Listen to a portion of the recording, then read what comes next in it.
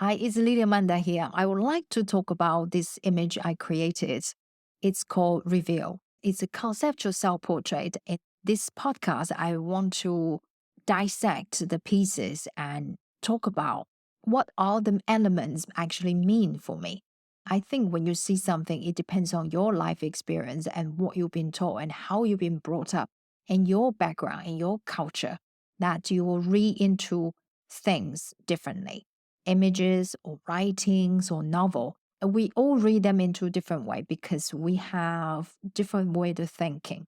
And it's just so fascinating just to creating images that can be interpreted in so many different ways. So I hope you will enjoy this podcast. And here it is. I want to talk about this image I just created. It's a conceptual self portrait. I name it Reveal. This is a concept I have it for a long time. The first image I've done, it was outdoor. And since I've done that one, I know that I have to do a series of self portraits with mirror because it's so fascinating, and there's so much element I can put into to make it as a interesting conceptual work to tell story. And I think mirror just a fantastic surrealism tool to use, and I just absolutely love it.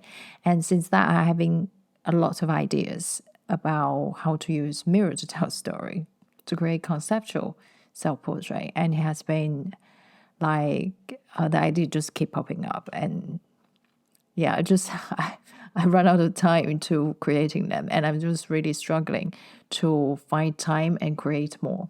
This image was like it was already pretty done in my head, and I start to do research for mirror image, and I figure out there are so many artists have done it use mirror in their paintings, particularly paintings like Caravaggio. He has the narcissist and the reflection. It used water, but it's the same effect as mirror because that was the reflection. So in that painting, it was actually more about vanity, but in a way, he loved himself. I would say that he just loved himself. And then I do feel like a lot of people don't like to look into the mirror. From my client work, I noticed that there are a lot of women who are actually don't like to look at the mirror. They don't like to look at the photos of themselves.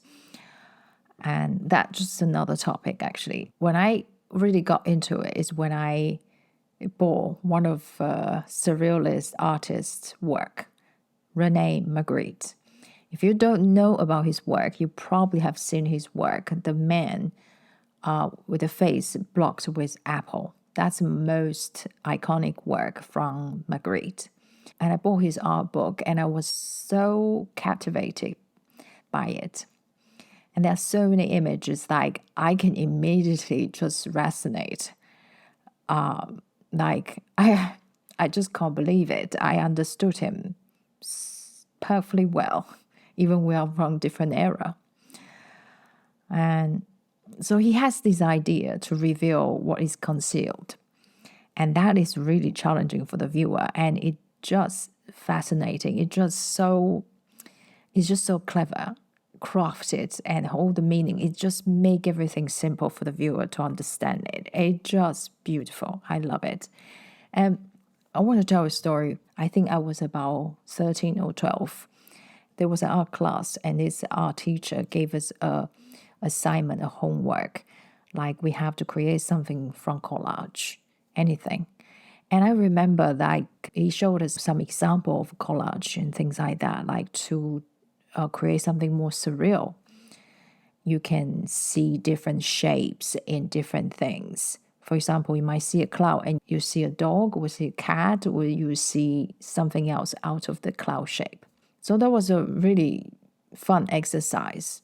I didn't really know how to paint when I was in school. Like everyone else was being into some art classes, so they know how to do basic painting. And I wasn't in those schools, so my painting skill was very basic. But collage, I could do it. So I got instantly inspired and I come up with the idea fairly quickly.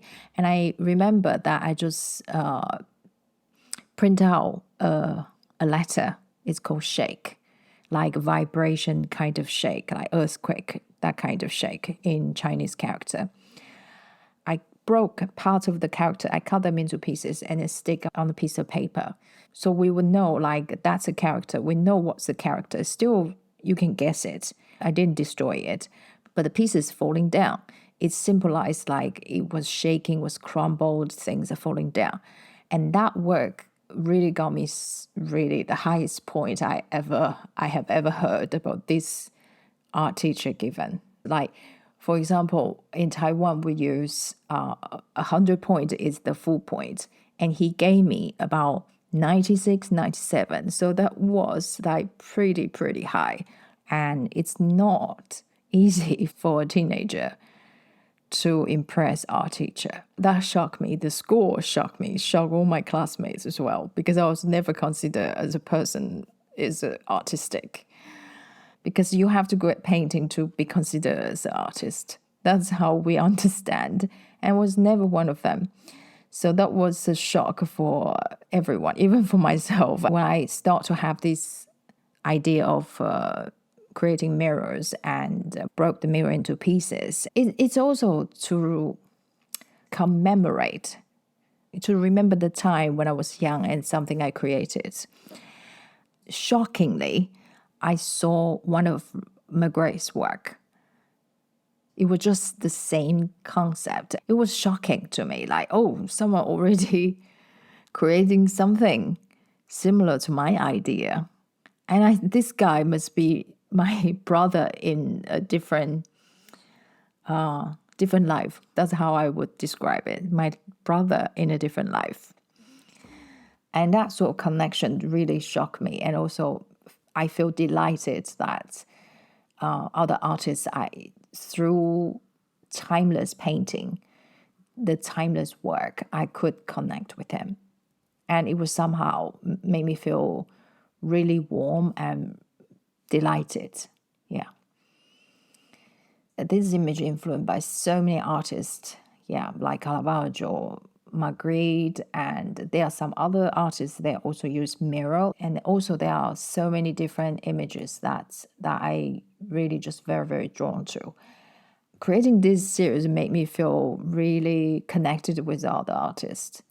And also there's so many different meanings you can interpret really to this image. I really love the version of the broken mirror I created. It makes me feel really happy that I actually connected my past into my current image. If you want to know how I create this image, I have an online course. It's called Creative Conceptual Self Portrait Composites. It's all about how I create this image. It was funny. I didn't remember the artwork I did when I was in school until I started to create the image and I start to see how the image I wanted to become, how it all come together. And then I start to see, oh, I've did something like this before. And that was kind of fun. There are quite different ways to interpret this image. These are my ways. And you can feel free to express whatever that comes into your mind. I think that's what the power of an image with a concept that actually when people look at the image, they'll actually have different thoughts and different stories. And that's something fascinating. And I love that. From my perspective, I would think that it's like from Magritte's his perspective to reveal what is concealed, like the mirror actually reveal what is concealed. From this perspective, I would say it's like a stalker. I'm not looking, but I'm always watching. And it can be parents as well, if you want to interpret it in a funny way.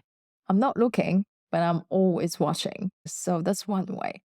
And another way is like from my work with my clients, a lot of my clients actually they told me they are not comfortable to be in front of the camera, and that happens to so many people, myself included. I am not always comfortable to be in front of the camera. So especially in a group setting, like somebody suddenly say, oh, let's take an official group photo like at my club or something like that, always make me feel uncomfortable. So when the person is looking away from the camera, it actually revealed the personality. right? This person who is uncomfortable to be in the camera. She's not so confident, not always being confident. She doesn't like to see herself looking awkward or looking uncomfortable or unnatural. And that just, I think that's maybe way too much of interpretation, but that could be just a way to interpret this image to saying like a person who prefers to look away from the camera, it reveals the personality, the character. Like actually it shows who you are like, your character's like. Think about another way of interpretation. Like it again is from my client work. My clients are just amazing. They give me a lot of inspiration for creating my work. Every single person has a unique story, and they came to my studio to have their portraits taken, and each and every one has unique story. And I so appreciate the opportunity to go through a photographic journey with them. And again, a lot of clients actually told me they never liked how they look in the photos. And so being in front of a camera is always a challenge. They feel vulnerable and they feel very, very awkward. So I would say for these women, which is a lot of them, to be in front of the camera is a challenge. So when you're facing a challenge, are you turning away from it, or you're taking the challenge and move forward from there? That's what I think about when I look at the image reveal. When you face or you're presented a challenge, which is to be in front of the camera, to be photographed, how would you react? Are you turning away, or you're facing it? You're taking up the challenge. So I think this is also a way to be positive. And I think this is also a great way to encourage people to take up challenge. Like what you're afraid actually telling you something you don't know about yourself. And instead of walk away, like let's think about the risk. Okay, like there are a lot of challenges in our lives. They are big, they are small ones, they are something of really, really frightening, something of very little risk. And I would say being photographed, it's a huge challenge, but very, very low risk. Because at the end of the day, what you've got to lose and what's the worst thing could happen? The worst thing happen is you don't get a good photo. And that's the end of the story. Move on. There is not something that would cause disrupt in your life, actually. But if it's like a big challenge of going some area of work, like you take up a big investment on some business you don't know, you don't quite understand, or you take up a new career, which is you haven't had any experience, and that could be something a high risk and high challenge. So it really depends on what challenge you are presented or you take on. And I would think like there are lots of challenges in our lives that's low risk. Being photographed is one, and try new restaurant is also one, and try new nail polish color is another one. They are all low risk, right? And people who are willing to take up new challenges, new things, they grow, they get to know themselves better. And that is actually a super fun, enjoyable way to live their life. Just my thoughts. The broken down pieces at the bottom of the image.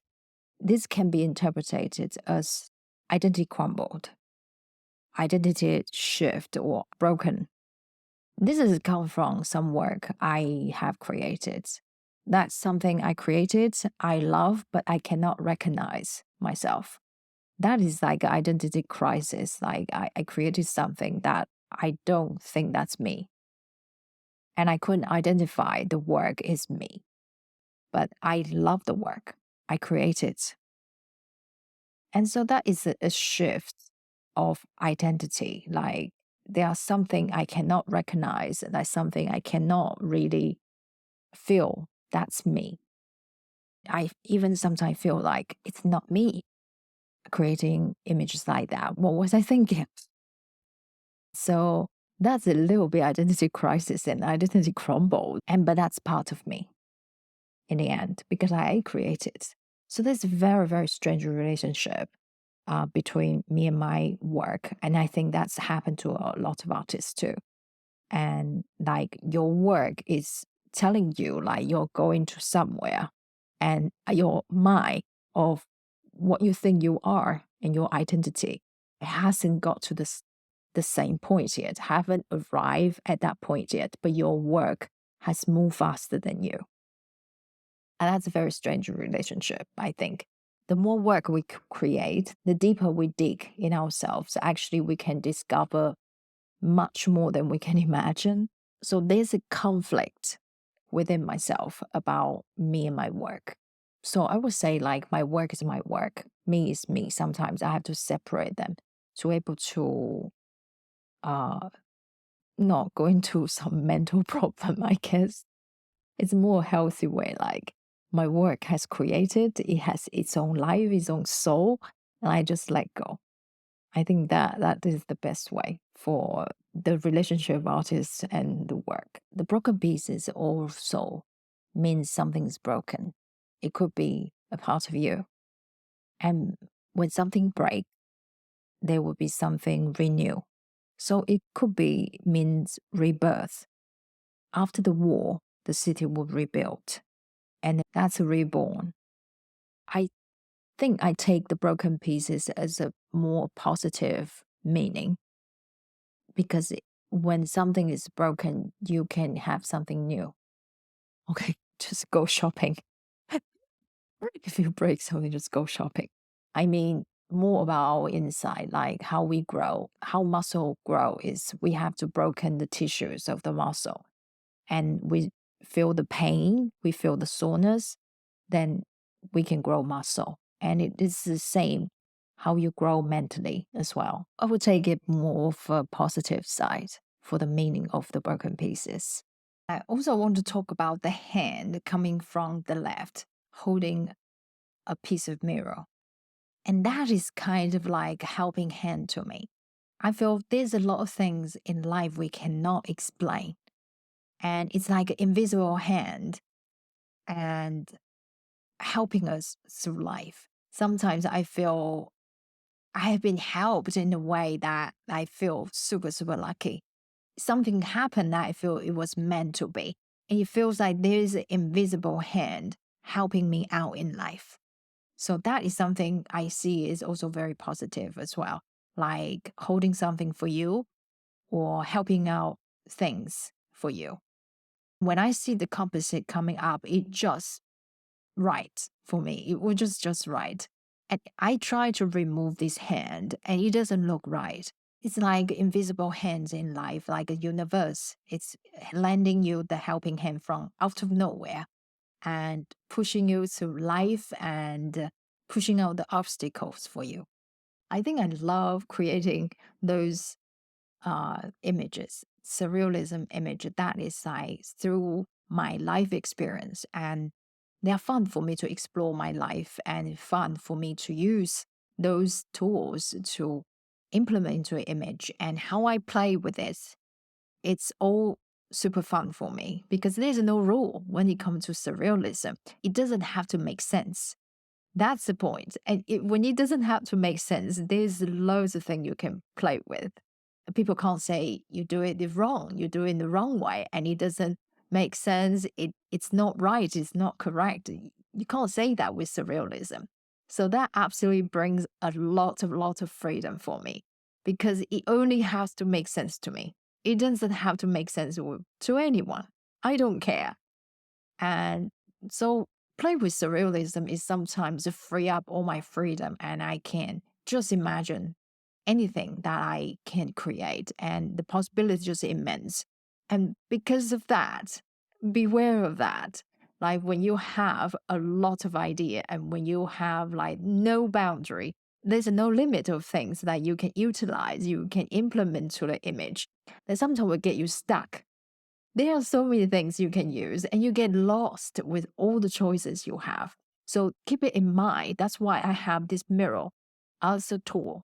When I limit it to a certain tool, a certain object, I mirror, and I can be very creative with anything that I want to create. Like this mirror series is been really going great, and I have so many great ideas. And I just every single time like come into studio, I just look forward to execute another image. Mind you, not everyone work. Some doesn't work, some come out sucks, but it doesn't matter. It's all about experiment. It's all about play. When creating art, it's all about play and also about how you cope with the situation. When you like, I often have this situation when I imagined, and when I imagine that how it should be created. When I imagine that, and I have this drawing board, I draw it all out, and I have lighting, styling, and the setup, a backdrop, and everything. I have it in my mind. But when I go into studio trying to implement it, it didn't work. So in that situation, it's like you have some obstacle, like what you imagine is not how it come out to be. And then so you have to be very creative to solve problem. Like mirror has reflection. So I've encountered like I trying to shoot something, the angle is not right. So it creates so much reflection that I cannot use the image. I change it to a different angle. It actually the lighting just doesn't make sense or doesn't look good. Mirror is quite challenging to shoot, I tell you. But it's super fun because you get to know a lot of a different way of shooting, like other object cannot give you. So I would highly suggest you also create a mirror series. This is just something I feel surrealism photography, surrealism image. This mirror is, can be super creepy or super fortune telling. Okay, so there's a lot of element you can play with. So I get like something I feel connected. I just got very enthusiastic with it, and I really this is hard work. Trust me. Every single time I go into a studio to go in to do photo shoots to do self portrait, it's challenging because it takes up so much energy, and there are so many things to look after. It's not just the lighting, the background, and it's also about posing, it's about the expression and the styling, your hair, makeup, everything is on you yourself, unless you have a team to work with. But if you have people to work with, then the energy will be different. If you want to know how I create this image reveal, I have an online course that will introduce you the lighting. I will show you how I shot it and how I edit it. It is super fun and super interesting, and I hope you will join the course with me. And you can go to portraitcreatives.com/courses. You'll find this course. It's called Creative Conceptual Self Portrait Composites. You can enroll to the course. I hope to see you inside the course. I hope you enjoy this podcast. Thank you for listening. Until next time, then. Take care. Bye.